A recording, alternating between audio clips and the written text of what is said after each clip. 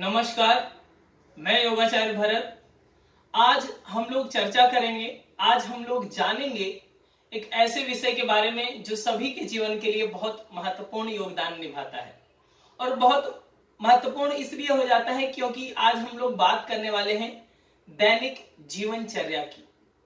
यौगिक दैनिक जीवनचर्या कैसी होनी चाहिए, आपकी लाइफ स्टाइल कैसी होनी चाहिए, किस तरह से आप अपने स्वास्थ्य को मेंटेन कर सकते हैं, किस तरह से आप अपने इस रूटीन को फॉलो करके आप अपने स्वास्थ्य को संवर्धित कर सकते हैं, आप अपने शरीर में आरोग्यता का स्थापन कर सकते हैं। और साथ ही साथ आज के इस वीडियो में हम लोग जानेंगे कि हम सभी का आहार कैसा होना चाहिए। जी हाँ, आपने सही सुना, आपकी डाइट क्या होनी चाहिए, कितनी डाइट लेनी है, क्या क्या आपको आहार में ग्रहण करना है जो आपके लिए स्वास्थ्य संवर्धन का एक कारण बनेगा। तो आप वीडियो के अंत तक बने रहें ताकि हर एक बिंदु को आप बहुत ही वैज्ञानिक दृष्टि से समझे भी और उसे सहजता से अपने जीवन में अप्लाई भी कर सकें। बात प्रारंभ करते हैं आज की कि हम जब बात कर रहे हैं दैनिक जीवन की कि हमारी लाइफ स्टाइल क्या होनी चाहिए, हमारी लाइफ का रूटीन कैसा होना चाहिए, किस तरह से हमें एक आइडियल लाइफ स्टाइल अपनाना चाहिए जिसके के माध्यम से हम दीर्घजीवी हों। जैसे कि ऋषियों की परंपरा रही है, जीवेम सर्वदा शतम का हम सभी का संकल्प पूर्ण हो। उस संकल्प को पूर्ण करने के लिए हमको यौगिक लाइफ स्टाइल को अपनाना चाहिए जो ऋषियों की परंपरा रही है। मैं कोई प्राचीन बातों को आपको ग्रंथों से पढ़ के या फिर ऐसी बातें नहीं बताने वाला, मैं आपको बहुत ही आम और आपके लिए जो खास है वो चीजें आपको बताने वाला हूं।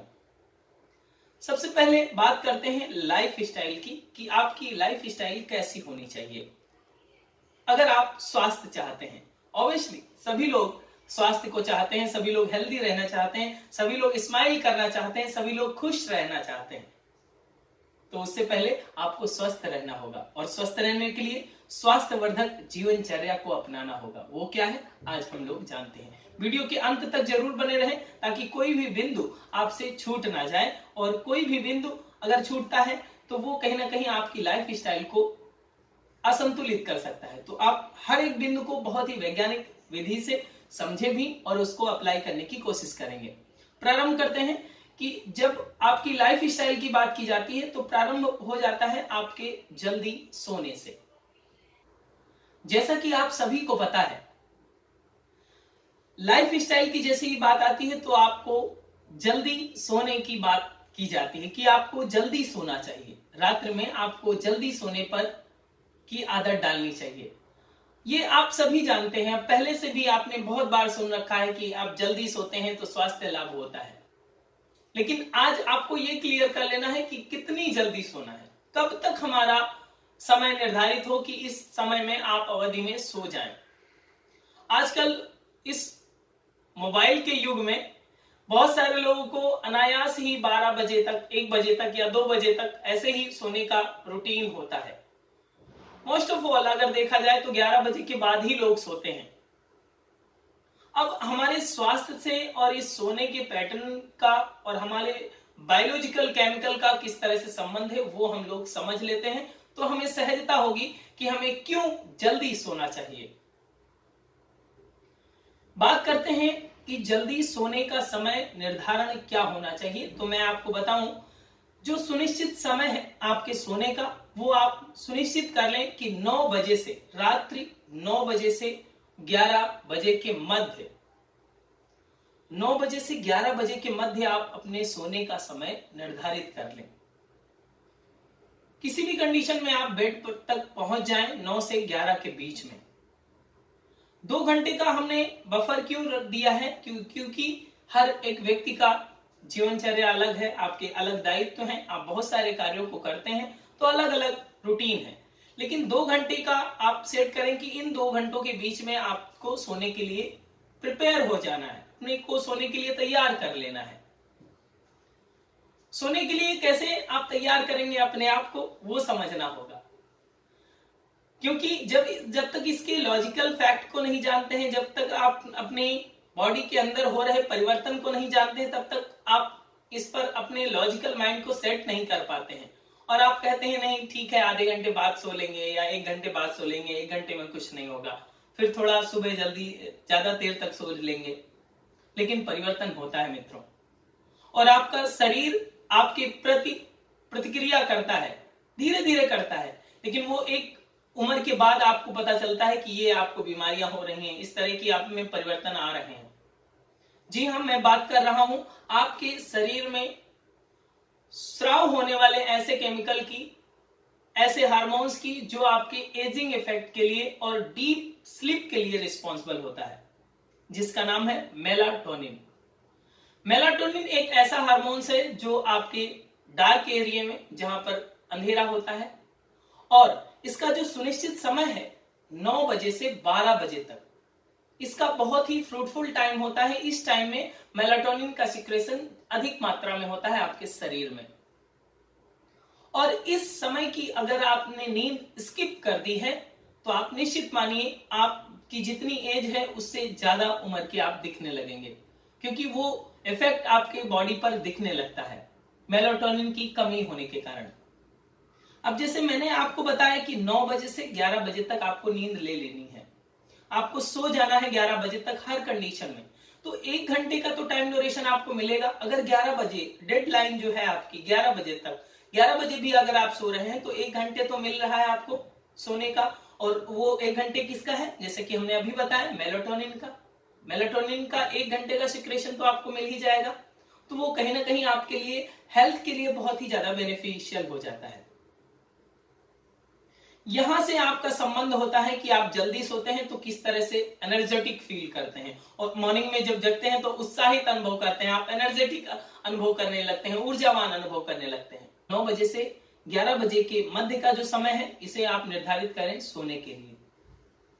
अब बात आती है कि आप सो चुके हैं, अब बात आती है कि आप जगना कब है।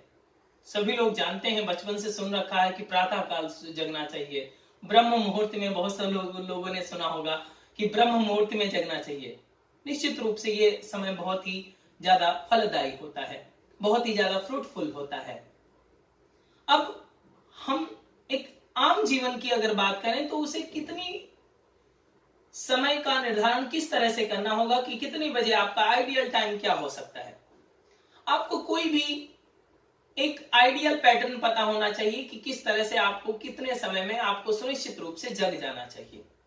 वो आइडियल टाइम क्या होगा, जितने बजे आपका सूर्य उदय होता है, अलग अलग मौसमों में अलग अलग सूर्य उदय का काल होता है, उससे उदय का समय होता है, तो आप सूर्य उदय के 2 घंटे पूर्व आप जगने का प्रयास करें। 2 घंटे पूर्व ये बफरिंग टाइम है आपका, मतलब अगर आप 6 बजे सूर्य उदय हो रहा है आपके यहां पर, तो आप 4 से 6 के बीच ही आप जगने का प्रयास करें। ऐसा आप ध्यान रखें कि भगवान सूर्य आपको ना जगाएं, आप भगवान सूर्य का स्वागत करें। ये अगर निर्धारित कर लेंगे तो ऑटोमेटिक ही आपकी दिनचर्या संतुलित होने लगेगी। 4 से 6 का समय हमने इसलिए बताया, अगर आपको अच्छी आदत है, आप जल्दी सो जाते हैं, 9:30 पर सो जाते हैं या 9 बजे या 10 बजे तक सो जाते हैं, तो आप 4 बजे आसानी से जग सकते हैं, 4:30 बजे आसानी से जग सकते हैं, 5 बजे तक भी आसानी से जगा जा सकता है। अगर बिल्कुल नहीं हो पा रहा है तो एटलीस्ट आप 5:30 बजे तक तो जग ही जाएं हर एक कंडीशन में, क्योंकि 6 बजे अगर आपका यहाँ सूर्य उदय हो रहा है तो आपको 5:30 बजे बिस्तर छोड़ देना चाहिए। ये आपका बफरिंग टाइम होगा कि 4 से 6 के मध्य आप अपने जगने का समय सुनिश्चित कर लें। आपके अलग अलग दिनचर्या है तो उसी आधार पर अपने इस 2 घंटे के बीच के समय को निर्धारित कर लें कि जगना हमें कब है, लेकिन आपको सूर्योदय से पहले ही जगना है, ये आप ध्यान रखेंगे।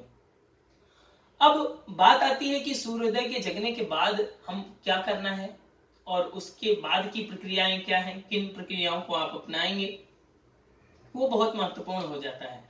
जैसे बहुत सारे लोग डॉट टाइम पर जगते हैं, जैसे कि 7 बजे से 7:30 पर उनको निकलना है तो 7:20 तक जगेंगे। 10 मिनट में वो रोबोट की तरह जंप करके बेड से नीचे उतरते हैं और बहुत सारी कार्यों को करते हैं और फिर जो अपने डेली रूटीन में होते हैं फिर ड्रेस चेंज करते हैं और फिर वो ऑफिस के लिए या फिर बहुत सारे कामों के लिए निकल जाते हैं।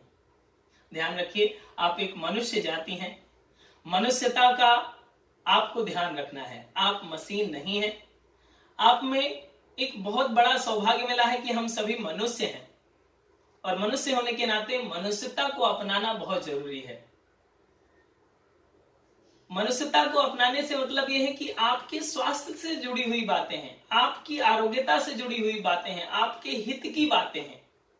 आप जब भी जगने के बाद में आप अपने बेड पर ही थोड़ी देर बैठें, आंखें बंद कर लें और आपको क्या करना है वो आपको ध्यान देना है। आपको करना है आत्मबोध साधना। जी हाँ, आत्मबोध साधना। आत्मबोध साधना में आपको करना क्या है वो आपको ध्यान रखना है कि क्या होता है आत्मबोध साधना। कोई आपको पूजा की या फिर आपको कोई मंत्र या फिर कोई इस प्रकार का श्लोक चैंट करने को मैं नहीं बोल रहा हूं। आपको एक ऐसा भाव लाना है, एक ऐसी ऊर्जा का स्मरण करना है जिस ऊर्जा ने आपको बनाया। आप जिसमें भी श्रद्धा रखते हो, जिस इष्ट को मानते हो, जिस आराध्य को मानते हो, जिस देवी देवता को मानते हो, बस उनका स्मरण करना है कि जिस समय आप सोए थे उस समय बहुत सारे लोग सोए थे, लेकिन अभी जब आप जग चुके हैं, आप 6 घंटे की, 8 घंटे की, 7 घंटे की नींद के बाद जगे हैं, तो आप अच्छे से जगे हैं, आपके दोनों हाथ पैर बराबर हैं, आप बहुत खुश अनुभव कर पा रहे हैं। लेकिन बहुत सारे लोग इस रात्रि बीच में, बहुत सारे लोगों को ऐसी न्यूज आई जिनकी नींद गायब हो गई। बहुत सारे लोग जग ही नहीं पाए, सोते ही रह गए, चिर निद्रा में चले गए। तो आप सौभाग्यशाली हैं कि आप जग चुके हैं। और ये किसने जगाया है? ईश्वरीय चेतना ने, जिसने आपको बनाया है। तो उसके प्रति आपको धन्यवाद ज्ञापित करना है कि जिस ईश्वरीय चेतना ने आपको इतने साधन दिए, इतनी संपदाएं दी हैं और जिसने आपको बनाया है, उसके प्रति ग्रेटिट्यूड का भाव लाना है, उसके प्रति धन्यवाद का भाव ज्ञापित करना है। अब धन्यवाद ज्ञापित करें, लेकिन क्यों? ये आपके शरीर पर किस तरह से कार्य करेगा और ये आपके स्वास्थ्य का संवर्धन कैसे करेगा, आपका प्रश्न होगा। जी हाँ, मैं बताता हूं आपको कि ये आपके स्वास्थ्य से किस तरह से संबंधित है। जैसे ही आप ग्रेटिट्यूड का भाव लाते हैं तो एक आपको अर्ली मॉर्निंग एक ऐसा हेल्थी डोज मिल जाता है, एक ऐसे औषधीय गुण मिल जाते हैं आपके पूरे मनोमस्तिष्क में, जो आपके हार्मोन को बैलेंस करने में हेल्पफुल होते हैं। जैसे बहुत सारे लोग जगते ही उनको ऑफिस का काम याद आता है या फिर जो भी कार्यों में लगे हुए होते हैं उन कार्यों को याद करते हैं और स्ट्रेस में आ जाते हैं मॉर्निंग में ही। लेकिन आप जब प्रातः जगते हैं और उस नियंता को, उस इष्ट को, आराध्य को स्मरण करते हैं जिसने आपको बनाया है, जो आपको चैनलाइज कर रहा है, जो आपको कंट्रोल कर रहा है, तो एक हेल्दी डाइट, एक मनस चेतन पर एक अच्छी विचारधारा आपके पूरे मानस पटल पर पड़ती है, वो आपके हार्मोन्स को संतुलित करती है। तो एक ऐसा डोज जो आप अर्ली मॉर्निंग केवल आंख बंद करके उस इष्ट का स्मरण करके आप ले सकते हैं और अपने स्वास्थ्य को मेंटेन कर सकते हैं। इसमें आप अपने इष्ट का ग्रेटिट्यूड भी कर रहे हैं और अपने स्वास्थ्य को भी संतुलित कर रहे हैं। दोनों कार्य एक साथ हो रहे हैं। वह इष्ट जिसने आपको बनाया है वो भी प्रसन्न है और आप भी प्रसन्न हैं। और इसके बाद में जो दूसरी प्रोसेस है उसको भी आपको ध्यान रखना है। जैसे कि आपके दोनों पाम्स हैं, इसको तेजी से रब करना है। तेजी से रब करेंगे, देन दोनों पाम्स को देखेंगे धीरे से। पाम्स को देखने के लिए एक मंत्र भी, जैसे कराग्रे वसते लक्ष्मी, आप सभी लोगों ने सुना भी है और आप बहुत सारे लोग जो वीडियो को देख रहे हैं करते भी होंगे। ये आपको जरूर करना है। आपको मंत्र आता हो ना आता हो कोई मैटर नहीं करता, लेकिन आपको हथेलियों को देखना जरूर है। क्योंकि जैसे ही आप अर्ली मॉर्निंग पाम्स को देखते हैं तो पाम्स में ऐसे एक इलेक्ट्रिक वेव्स होती हैं जो आपके ब्रेन को एक्टिव बनाती हैं, ब्रेन के न्यूरॉन्स को एक्टिव करती हैं। इसीलिए कहा गया है कराग्रे वसते लक्ष्मी, कर मध्य। जो इस तरह का जो मंत्र है वो बहुत ही वैज्ञानिक है, क्योंकि अगर आपका मस्तिष्क संतुलित होगा, आपके न्यूरॉन्स संतुलित होंगे, अच्छे से आपका मस्तिष्क कार्य कर रहा होगा, तो जो भी काम करेंगे आप परफेक्शन के साथ करेंगे। आपको निश्चित रूप से जब आप कार्यों को परफेक्शन के साथ करते हैं, निश्चित रूप से सफलता मिलती है, और सफलता से आप जानते हैं किन किन ऊंचाइयों को आप छू सकते हैं। आप चाहे संपदाओं के मामले में देख लें, चाहे फिर आप सामाजिक दृष्टि से देख लें, सभी क्षेत्रों में आपको सफलता मिलने लगती है। तो आपको पाम्स को देखना जरूर है, और इन सब प्रोसेस में आपको समय नहीं लगाना है। 1 से 2 मिनट में आप शांत बैठें और अपने इष्ट का, आराध्य का स्मरण करें, पाम्स को देखें, फिर पुनः से पाम्स को रब करें, पूरे शरीर पर, चेहरे पर स्पर्श करें, और फिर अगला जो क्रम है, तीसरा क्रम है, मां धरती का प्रणाम करें, मां धरती का स्पर्श करें, उनके प्रति भी ग्रेटिट्यूड का भाव लाएं, उनके प्रति भी एक सम्मान का भाव लाएं, क्योंकि उन्हीं की छत्र छाया में, उन्हीं के ऊपर हम सभी अपने दैनिक कार्यों को करते हैं। बहुत सारी मां की भांति हम सभी के मल मूत्र को अवशोषित करती है, और फिर से हमको एक अन्न के रूप में, बहुत सारे आहार के रूप में, जैसे कि मां आपको खिलाती है, पिलाती है, उसी तरह से मां धरती आपका पालन पोषण कर रही है। तो उसके प्रति एक सम्मान का भाव, ग्रेटिट्यूड का भाव लाना है। और ये आपके स्वास्थ्य से कैसे संबंधित है, इसे भी आपको समझना चाहिए, जो ये तीसरा क्रम है। जैसे कि फॉर एग्जांपल के लिए मैं आपको बताऊं कि आप 6 घंटे 8 घंटे की नींद में जब होते हैं, 6 घंटे 8 घंटे की नींद में आप अपने बेड पर हैं, बेड पर आपकी गद्दा होगा या फिर बेडशीट होगी, आप डायरेक्ट अर्थ से टच में नहीं होते हैं, मतलब ऊर्जा का सुचालक आपके बॉडी से, अर्थ से नहीं होता है। ऐसा नहीं होता है कि आप जमीन पर लेटे हो, बेड पर होते हैं। अगर आप जमीन पर भी लेटे हैं तो कुछ बिछा करके, चादर बिछा करके या फिर कुछ चीजों को बिछा करके ही लेटते हैं। अब यहाँ पर जो एनर्जी का सर्किट है वो अलग हो जाता है। आपकी बॉडी की एनर्जी का सर्किट अलग है, अर्थ की एनर्जी का सर्किट अलग हो जाता है। इस टाइम ड्यूरेशन में आपकी बॉडी की अलग एनर्जी, अर्थ की अलग एनर्जी। तो आपने एक उदाहरण देखा होगा और आम जीवन में इसे महसूस भी करते होंगे, जैसे कि 2 वायर हो, सेम लाइन को आपको टच करना हो, ज्वाइंट करना हो, अगर आप अचानक से वायर को टच करते हैं तो अगर वही सप्लाई, सेम सप्लाई भी है तो भी स्पार्किंग होती है। स्पार्किंग आपने देखा होगा, 2 वायर में अगर इलेक्ट्रिसिटी जा रही है और टच करेंगे तो स्पार्किंग होती है, चाहे सेम लाइनिंग हो। उसी की तरह आपकी बॉडी और अर्थ का भी स्पार्किंग होता है। जब आपकी बॉडी की एनर्जी और अर्थ की एनर्जी अचानक से टच होती है तो स्पार्किंग क्रिएट करती है, जिसके कारण आपके हार्मोनल डिसबैलेंस होने के लिए बहुत ही ज्यादा रिस्पॉन्सिबल हो जाता है। और ऋषियों ने ऐसी परंपरा बनाई कि आपकी कम से कम स्पार्किंग हो। जैसे ही आप ग्रेटिट्यूड का भाव लाते हैं, सम्मान का भाव लाते हैं, ऑटोमेटिक ही बॉडी एक्शन स्लो कर देती है।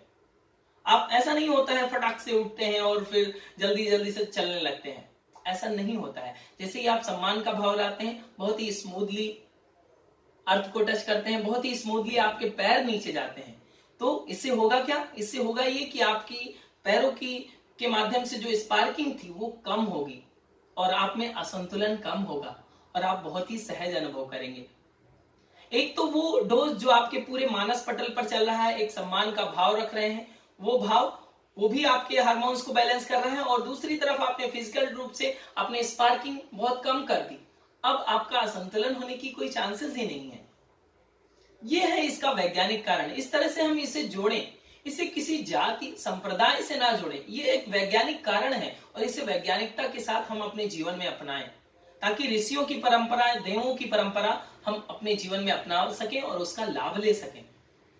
अब जो दैनिक जीवन के आगे का क्रम है, मैं आहार पर भी चर्चा करूंगा कि आपको क्या नाश्ता लेना है, किस तरह का आपको ब्रेकफास्ट लेना है, क्या क्या चीजें आपको लेनी है, वो सारी चीजें डिस्कस करूंगा। आप वीडियो के साथ बने रहें।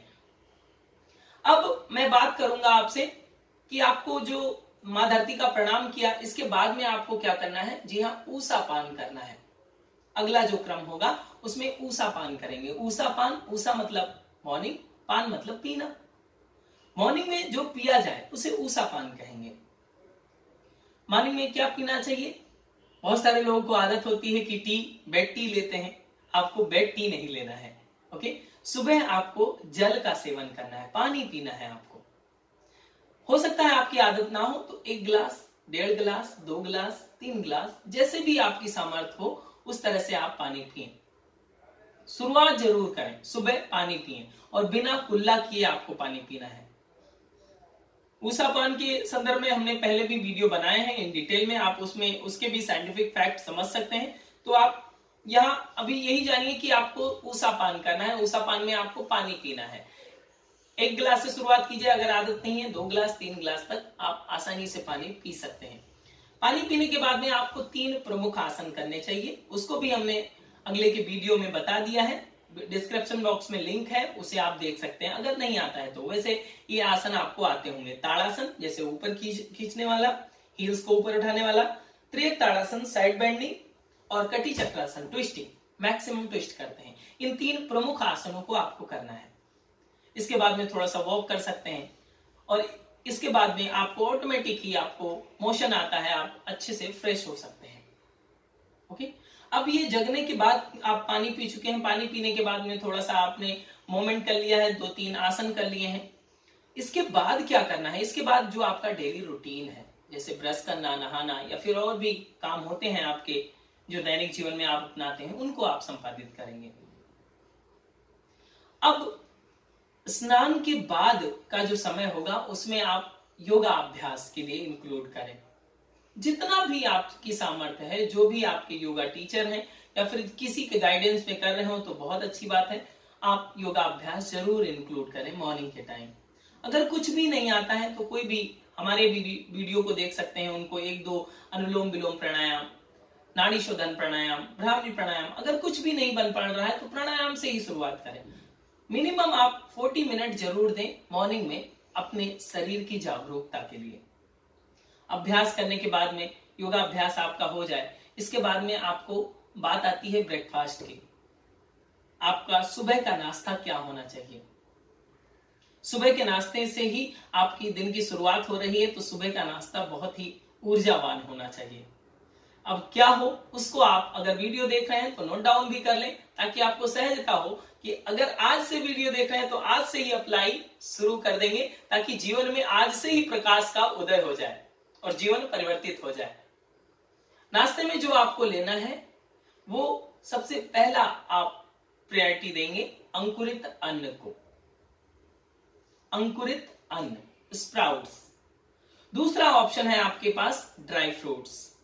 कितना लेना है, कितनी मात्रा में लेना है वो मैं अभी डिस्कस करूंगा। और तीसरा आपका होगा कोई फ्रेश फ्रूट, ताजा फल। और चौथा ऑप्शन होगा आपका सूप या जूस। कोई एक फ्रेश सूप बना ले या फिर जूस बना ले। जूस आपके घर में अगर आप अरेंज कर सकें तो ज्यादा बेहतर है। कोई टेट्रा पैक ना पिए, जो पैकिंग में आते हैं उनको ना लें तो ज्यादा बेहतर है। अब इसमें बात आती है स्प्राउट्स। अगर स्प्राउट्स की बात करें तो अगर आपको आदत नहीं है स्प्राउट खाने की तो आप ध्यान दें कि अगर आप प्रारंभ कर रहे हैं तो स्प्राउट को भिगो दें, शाम को रात में भिगो दें, और इसके बाद में स्प्राउट को भिगोने के बाद में जब आप सुबह खाने चलें तो हल्का सा लाइट बॉयल कर लें, ताकि वो इजी डाइजेस्टेबल हो जाए। जब आप फर्स्ट टाइम खाते हैं और अंकुरित खा लेते हैं फ्लो में, तो वो डाइजेस्ट नहीं हो पाता, क्योंकि आपकी आंतें, आपका डाइजेशन इतना पावरफुल नहीं होता है कि उसे डाइजेस्ट कर सके। तो आपको सेमी बॉयल कर लेना होता है। इसके बाद में उसे नमक या फिर ब्लैक पेपर, बहुत सारी चीजें आप इंक्लूड करते हैं, जानते हैं, रेसिपी आपको पता है, तो उसको डाल करके आप खा सकते हैं। ये स्प्राउट का हो गया। अब बात करते हैं कि ड्राई फ्रूट्स आपको कौन कौन से लेने चाहिए, कितने लेने चाहिए।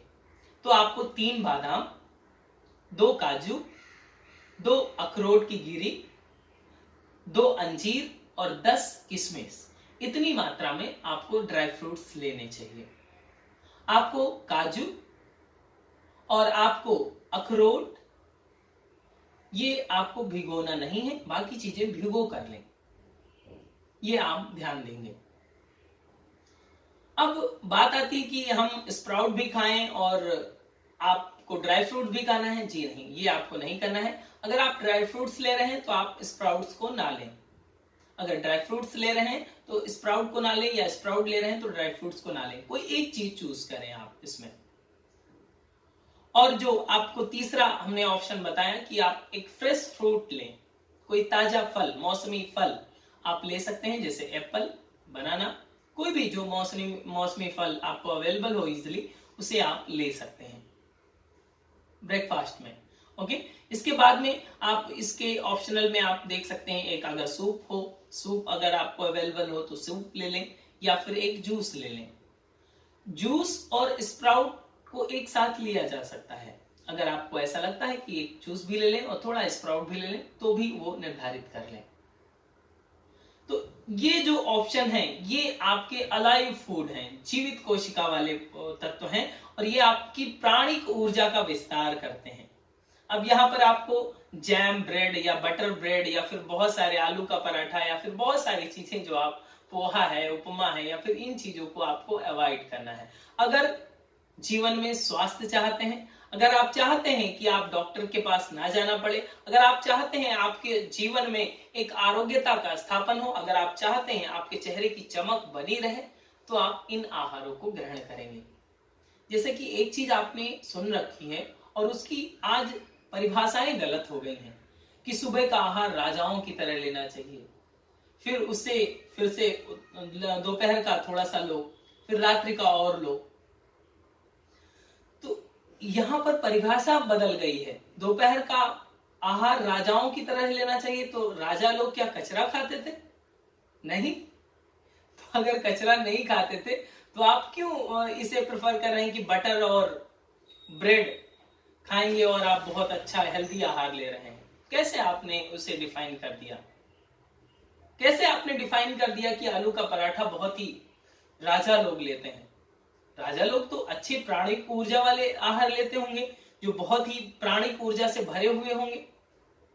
तो आज परिभाषाओं को बदलने की जरूरत है कि हमको आहार में क्या लेना चाहिए, हमारा दृष्टिकोण बदलना चाहिए। हम लोग आज तक यही समझते हैं कि आहार में ये चीजें बहुत ही रिच हैं, बहुत ही हैवी हैं, तो इनको लेना चाहिए। ये भी बहुत हैवी है। आप स्प्राउट को बचा के देखिए, आप ड्राई फ्रूट्स को खाइए। एक थाली जो आपको मैंने क्वांटिटी बताई है, एक थाली की न्यूट्रिशंस रखता है इतने ड्राई फ्रूट्स, जो आप लंच में, जो आप ब्रेकफास्ट में लेंगे। अब ये आपका ब्रेकफास्ट हो जाता है। अब बात आती है आपके लंच की।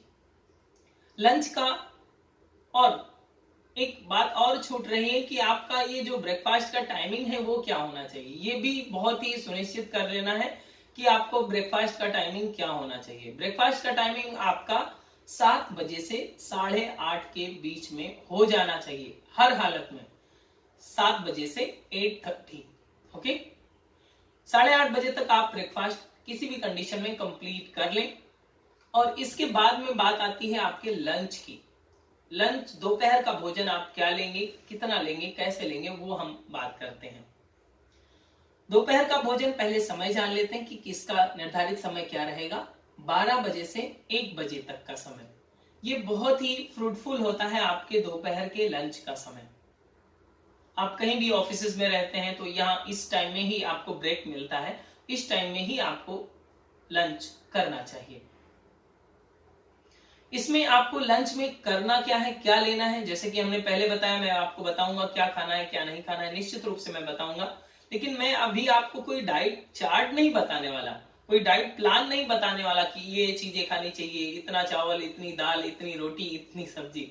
आपको ये कुछ नहीं बताने वाला। मैं आपको एक जस्ट फॉर्मूला बता रहा हूं जो आप जीवन भर अप्लाई कर सकते हैं और अपने जीवन में आहार की सुनिश्चितता को निर्धारित कर सकते हैं। वो फॉर्मूला क्या है? आपको जितना आप खाते हैं उससे कम खाना है। पहली बात, जितना आपको लगता है कि नहीं 2-3 वॉप्स आ जाएं, पूरा फुलफिल फीलिंग होने लगे, खाने के बाद आपको लेटने का मन करे, उतना आहार आपको नहीं लेना है। ओके, आपको कम खाना है। जैसे कि आप 5 रोटी खाते हो तो आपको 3 रोटी खाना चाहिए या 2 रोटी खाना चाहिए। आधा आहार लेना है। 55% आपने फूड लिया और 25% आप स्पेस छोड़िए जल के लिए, पानी के लिए, और 25% आपको स्पेस छोड़ना है एयर के लिए, यानी जो मैस होगा, जो खाली स्थान होगा उसमें तो मैस होगा। किसी डब्बे में जब ठूस के आप भर देंगे, इसके बाद में आप मैस करेंगे तो वो मैस नहीं होता है, चाहे वो मिक्सी की ही क्यों ना बात हो।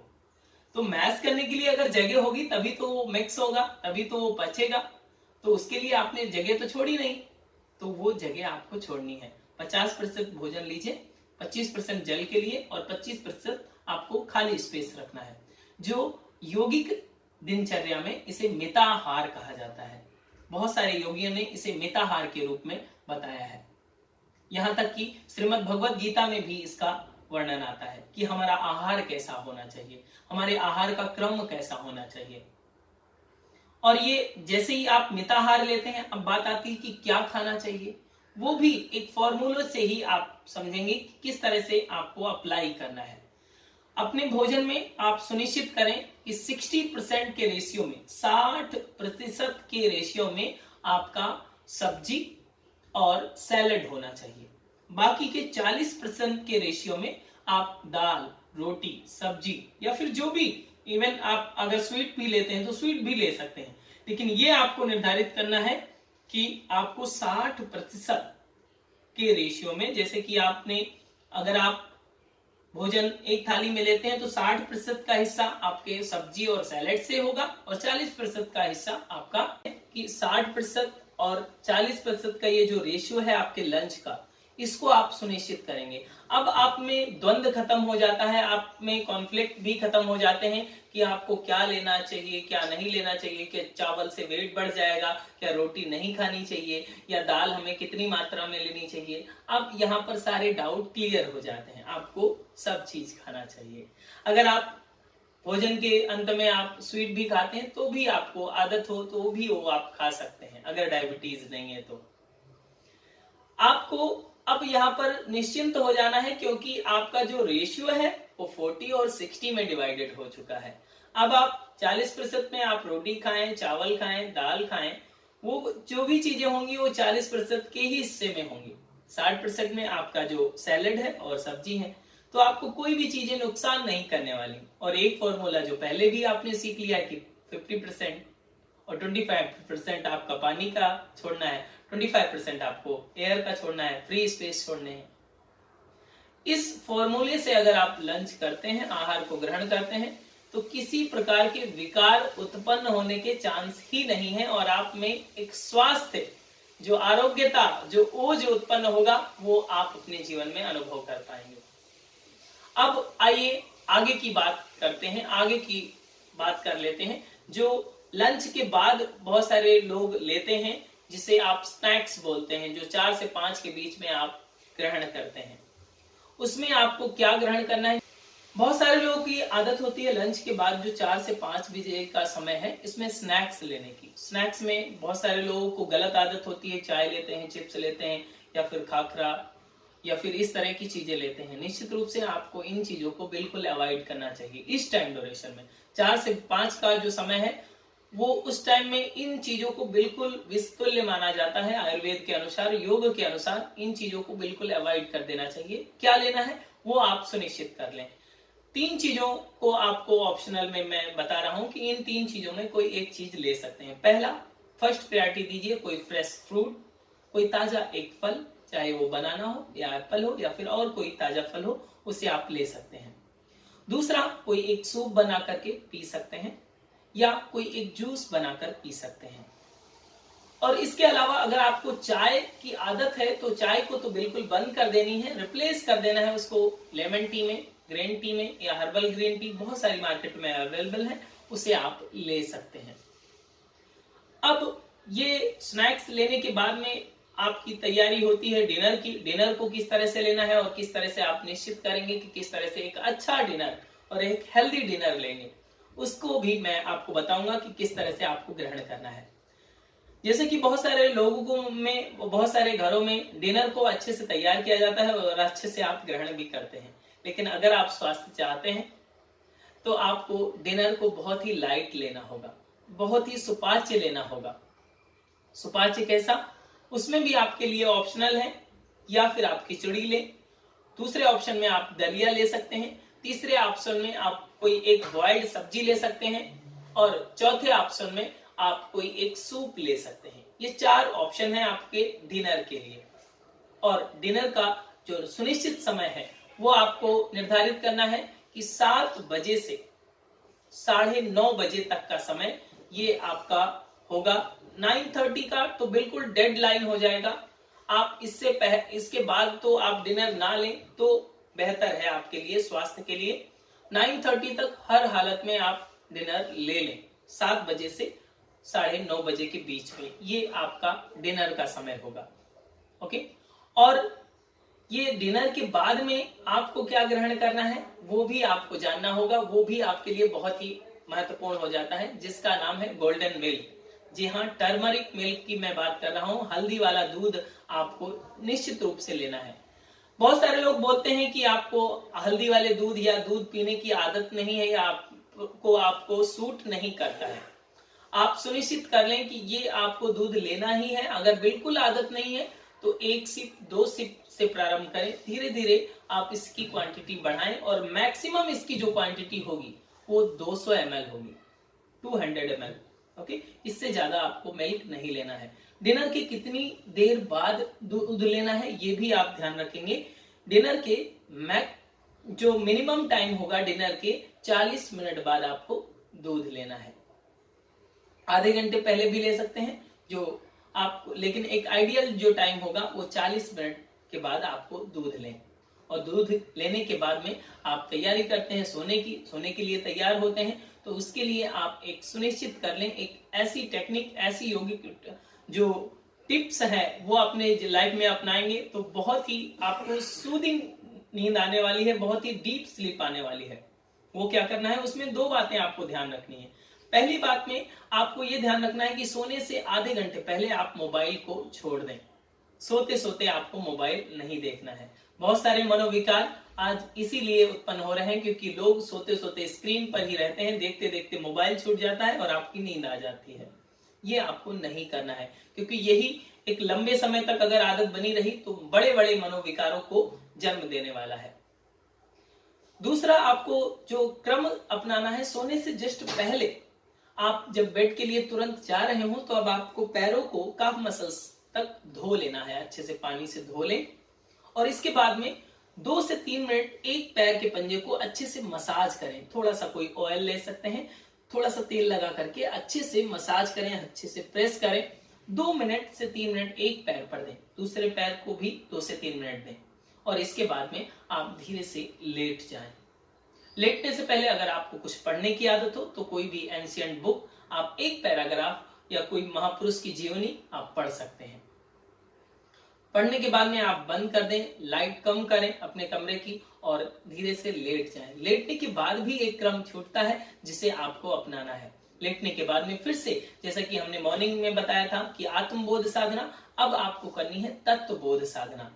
तत्वबोध साधना में आपको कुछ नहीं करना है, बस आपको अपने इष्ट का स्मरण करना है कि जिसने आज का दिन इतना बेहतर दिया, आपने बहुत अच्छे कार्यों को किया है और कुछ गलतियां अगर आपसे हो गई हैं तो वो क्षमा करें और उन गलतियों को दोबारा ना हो ऐसी संकल्प लेना है, ऐसा भाव रखना है मन ही मन में। और ये भी भाव रखना है कि आपने ही हमारे जीवन को बनाया है, आज हमने बहुत अच्छा दिन व्यतीत किया है। अब सारी रिस्पॉन्सिबिलिटी, जो भी हमारी जिम्मेदारी है, कल के जो कार्य हैं, वो आपके ही चरणों में समर्पित हैं और आप अब जो है हम आपके ही चरणों में सोने जा रहे हैं।